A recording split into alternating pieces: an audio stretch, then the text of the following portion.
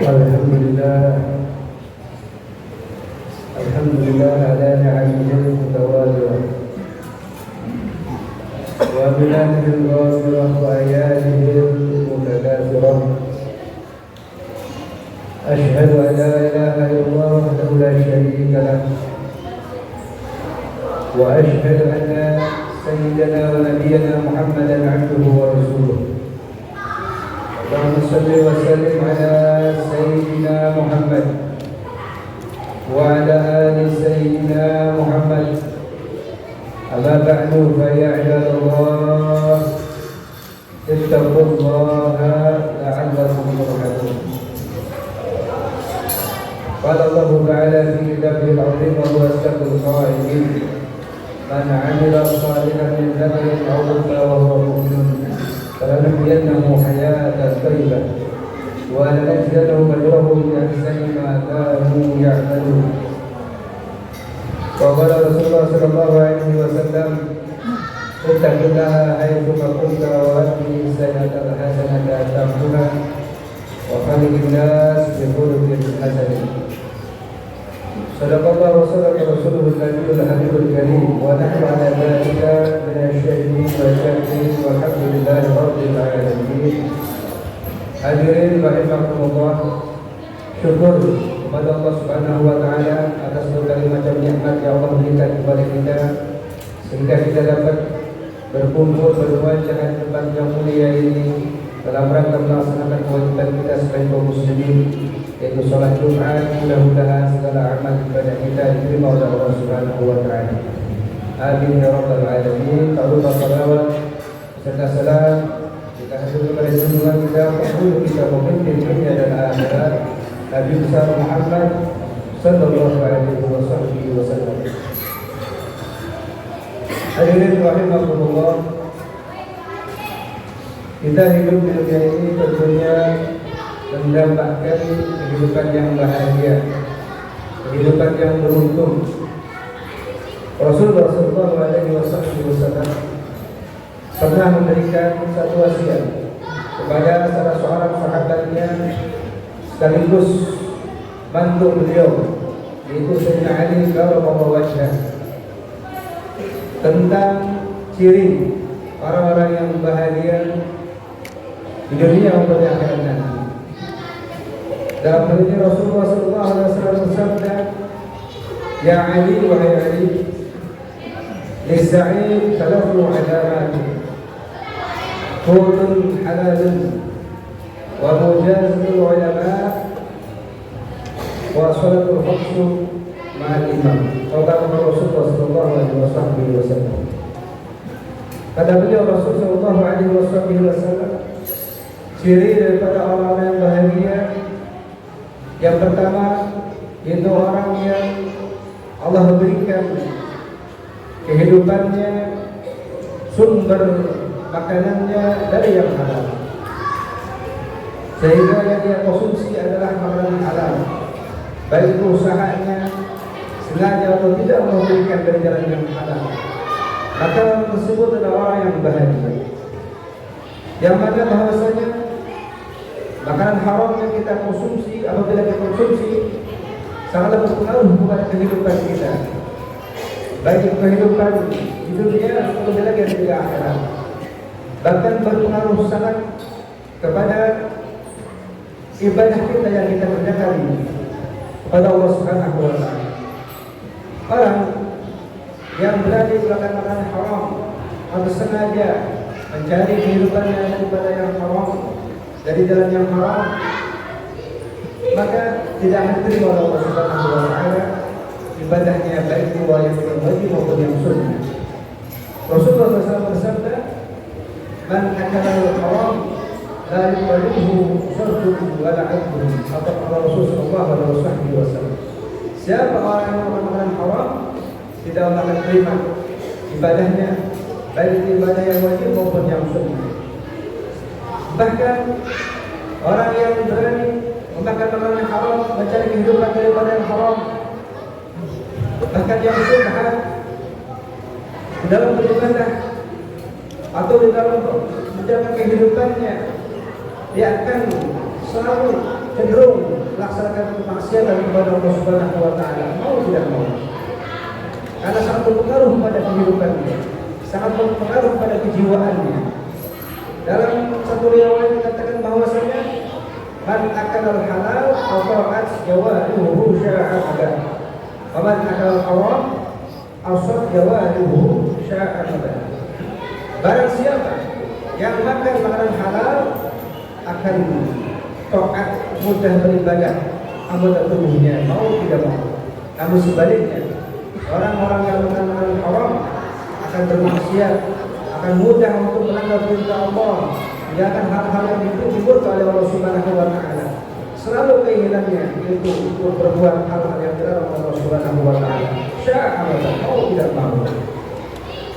Para jemaah sejawat sekalian, maka beruntung orang-orang yang Allah berikan untuk mencari nafkah, ma'isyah dalam kehidupannya dari jalan yang halal yang diridhoi Allah Subhanahu wa taala.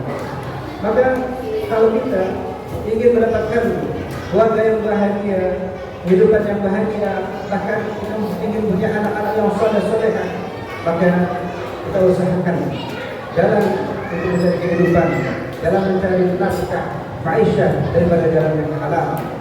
Bahkan sebaliknya, mustahil kalau kita ingin mendapatkan anak yang saleh, yang salehah, namun kita cari kehidupan kita dari jalan yang haram, dikisahkan bahwa di zaman dahulu ada seorang anak muda yang saleh yang bernama Sa'id. Beliau ahli ibadah. Suatu saat beliau duduk di pinggir sungai dan pada berpuasa. Maka ketika sebentar untuk masuk juga, dia melihat buah apel yang terbawa oleh air. Maka dia mengambilnya. Lalu ketika waktu berbuka dia menuangkan apel tersebut sehingga habis sebelah apel tersebut. Ketika apel tersebut dimakan sebelah, dia terkena bahwasanya apel itu bukan miliknya, dan dia ingin dan tidak mau hal-hal yang haram dan yang subhat masuk ke dalam perutnya. Maka dia mencari pemilik kebun apel ini. Sampailah ke kebun apel, lalu dia minta dapat kepada pemilik tersebut, namun pemiliknya tidak ada, hanyalah penjaganya. Penjaganya memberikan tahu bahwasanya pemilik kebun ini adalah orang yang jauh rumahnya. Pun dia mencari rumah tersebut sehingga sampailah kepada pemilik rumah kebun tersebut, dan dia meminta halal daripada makan apel yang telah dimakan oleh sebelahnya. Namun terkejut sekali orang pemilik kebun tersebut karena kewaraan menjaga halal daripada makanan yang masuk dalam perutnya kepada pemuda tersebut, sehingga dia tertarik. Maka diberi ujian, diberikan ujian kepada anak muda tersebut oleh sang pemilik kebun apel tersebut. Apa katanya? Boleh, aku akan memberikan kamu halal agar menghalalkan apel yang telah kau makan sebelah tersebut, namun kau harus menikahi putri saya, putriku. Namun kau tahu bahwasanya putriku adalah orang yang lumpuh, orang yang buta, yang tidak bisa berjalan, bisu tuli. Karena pemuda itu ingin mendapatkan halal, tidak mau masuk ke dalam perut barang yang haram, dia pun menerima tawaran untuk menikahi daripada syarat agar dihalalkan apel tersebut.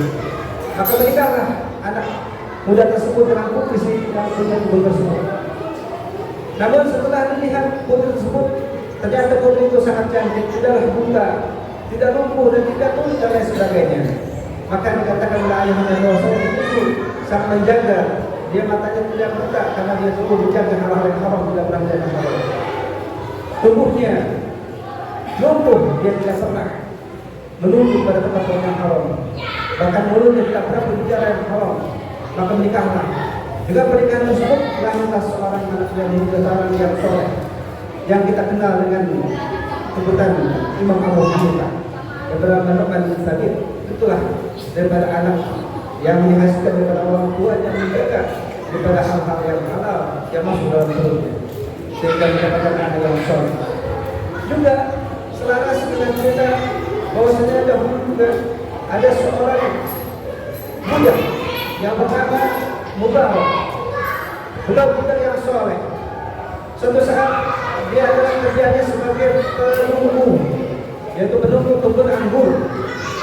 Setelah 9 tahun, tuannya menyuruhnya untuk mengambil anggur yang matang untuk dicicipi. Namun setelah diambil, dicobai oleh tuannya, ternyata anggur tersebut masam sampai 3 kali. Maka disalahkan si budak tersebut, kenapa kau mengambil anggur yang masam, sedangkan aku ingin mengambil anggur yang bagus? Apa jawab budak tersebut? Aku tidaklah disuruh untuk menjaga kebun ini, melainkan aku menjaga, bukan untuk memakan atau hasil buah kebun tersebut. Maka aku tidak tahu mana yang halal, mana yang asam ataupun yang manis. Karena saking menjaga daripada kewarnaannya, tidak mau masuk dalam perutnya hal-hal yang haram. Dia disuruh untuk menjaga kebun, bukan untuk makan. Maka Tuhan pun tertarik dengan kewarnaan anak budak tersebut, dengan budak tersebut. Maka dinikahkan pula dengan anaknya. Maka hasillah daripada buah pernikahan itu seorang soleh yang kita kenal dengan waliullah, seorang hadis daripada Abdullah bin Mubarak yang sering kita kenal bahwa seorang ahli hadis dan juga seorang waliullah. Para jemaah sekalian, dari kisah ini kita ambil pengertian, kita ambil pelajaran bahwasanya hal-hal yang diharapkan Allah Subhanahu wa taala akan menyebabkan keburukan baik itu dalam diri kita ataupun pada keluarga kita. Dan juga hal-hal yang halal, makanan yang halal, hasil daripada yang halal itu pun akan membuahkan hasil yang baik baik untuk diri kita, anak kita dan keluarga kita. Yang kedua, para jemaah sekalian, orang bahagia adalah orang yang mujahidul ulama, duduk bersama para ulama, yang Allah berikan kesempatan dirinya untuk bisa hadir mengaji, mencari ilmu. Karena kita tahu bahwasanya syarat mutlak diterima amal ibadah kita adalah dengan ilmu. Maka hal mustahil orang yang beramal beribadah, baik berpuasa, zakat dan lain sebagainya, salat dan lain sebagainya, namun dia tidak memiliki ilmu, maka semua ibadah itu Allah Subhanahu wa taala. Maka suatu kebahagiaan, keberuntungan orang-orang yang Allah berikan kesempatan untuk menuntut ilmu sehingga dia beribadah dengan sebaik-baiknya. Karena orang yang Allah kehendaki, orang yang baik adalah orang yang Allah berikan pemahaman tentang agama. Man yuridu bi khairin yufaqihuhu fid. Barang siapa yang Allah kehendaki dia menjadi orang yang baik, orang yang ahli khair, atau Allah berikan pemahaman tentang agama. Dan yang terakhir, para jemaah sekalian, orang-orang yang bahagia, ciri orang yang bahagia adalah orang-orang yang sholat khamsu ma'al imam. Dia bisa melaksanakan sholat 5 waktu bersama imam, berjamaah. Maka paksakan diri kita, kalau kita ingin menjadi orang yang baik, orang yang bahagia, maka paksakan diri kita untuk sholat selalu berjamaah. Itu dalam masjid untuk sholat, itu paksa sholat 5 waktu. Kita pun telah mendengar daripada guru kita atau para penceramah atau lain sebagainya bahwasanya fadilah utama sholat berjamaah sangat banyak. Maka kita haruslah di dalam untuk mencari kebahagiaan diri kita, keberuntungan, kita paksakan diri kita untuk melaksanakan sholat berjamaah. Karena orang yang sholat di rumah, bahkan dia adalah orang yang bertetangga dengan masjid, tidaklah sempurna sholatnya. Karena orang yang sholat berjamaah di masjid, memaksakan dirinya untuk sholat di masjid, pastilah akan ditemukan Allah Subhanahu wa taala, pastilah akan diterima ibadah Allah Subhanahu wa taala. Karena Allah Subhanahu wa taala memandang kepada si imam ketika sholat jamaah dilaksanakan. Ketika si imam tidak khusyuk, Allah pandang daripada jamaahnya. Walaupun kalau dalam jamaah tidak ada khusyuk, tetap Allah akan terima. Allah akan sempurnakan sholat jamaah tersebut. Allah pandang sholat berjamaah. Maka dalam sholat berjamaah pasti akan terima sholat kita, sehingga kita dapat bahagia. Mudah-mudahan 3 perkara ini kita dapat laksanakan dengan sebaik-baiknya. Dan mudah-mudahan Allah Subhanahu wa taala panjang umur kita, sehatkan badan kita, Allah berikan kepada kita segala hal yang kita Allah kubur, yang sangat terang penyakitnya. Dan kita mohon Allah Subhanahu wa taala terakhir, yaitu mati kita mati husnul khatimah. Amin ya rabbal alamin. Wa sallallahu alaihi wa sallam. Allah Ta'ala yaqul wa bi qawlihi tahtadun wa idza qira al-Qur'an fastaghfiru wa subhanahu wa ta'ala yahmud. A'udzu billahi minasyaitonir rajim. Wal 'asri innal insana lafi khusr illa الذين آمنوا وعملوا الصالحات وتواصوا بالحق وتواصوا بالصبر. بارك الله لكم في القرآن العظيم ونفعني وإياكم بما فيه من الآيات والذكر الحكيم وتقبل منكم تلاوته إنه هو السميع العليم. ولسائر المسلمين فاستغفروه إنه هو الغفور الرحيم. الحمد لله الذي أمرنا بالجهاد والاعتصام بحبل الله المتين. أشهد أن لا إله إلا الله وحده لا شريك له إياه نعبد وإياه نستعين، وأشهد أن سيدنا ونبينا محمدا عبده ورسوله المبعوث رحمة للعالمين. اللهم صل وسلم على سيدنا محمد وعلى آل سيدنا محمد. أما بعد فيا عباد الله اتقوا الله ما استطعتم وسارعوا إلى مغفرة رب العالمين، واعلموا أن الله تعالى أمركم بدا به نفسه وثنى بملائكة المسابحة بنفسه، فقال تعالى في كتابه العظيم: إن الله وملائكته يصلون على النبي يا أيها الذين آمنوا صلوا عليه وسلموا تسليما. اللهم صل وسلم على سيد المرسلين وعلى آله وأصحابه وأزواجه وذريته أجمعين، وارض اللهم على أربعة الخلفاء الراشدين ساداتنا أبي بكر وعمر وعثمان وعلي، وعلى بقية الصحابة أجمعين وتابعين ومن تبعهم بإحسان إلى يوم الدين، وعلى المغفرة برحمتك يا أرحم الراحمين. اللهم أعز جميع المسلمين وانصر الإسلام والمسلمين وأذل الكفرة والمشركين وأنت كلمة يوم الدين. اللهم اغفر للمسلمين والمسلمات والمؤمنين والمؤمنات